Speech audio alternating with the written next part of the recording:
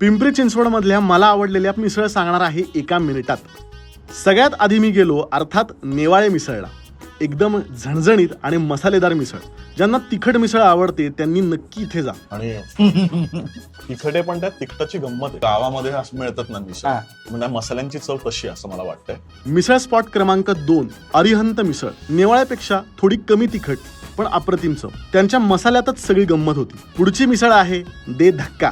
हा स्पॉट पण बराच जुना आहे. पापडी, शेव आणि तर्री एवढंच होतं पण एकदम चविष्ट. आणि इथली बटाटा भजी सुद्धा मस्त होती. आणि शेवटचा स्पॉट तर एकदम भारी आहे, तो सांगणार आहे पण त्याआधी पटकन फॉलो करून टाका राव. तर PCMC मिसळचा विषय संपतो की रुपेश मिसळ. त्यामुळे हायवेवरून थेट रुपेश मिसळ गाठा. छान सर्व केलं होतं. पाव गरम करून दिले होते आणि मिसळमध्ये भाजक्या पोह्यांचा चिवडा सुद्धा होता. रस्सा आणि तिखट तर्री सेपरेट दिलं होतं, त्यामुळे आपल्याला हवं तेवढं तिखट करून तुम्ही घेऊ शकता. चव म्हणजे आहा.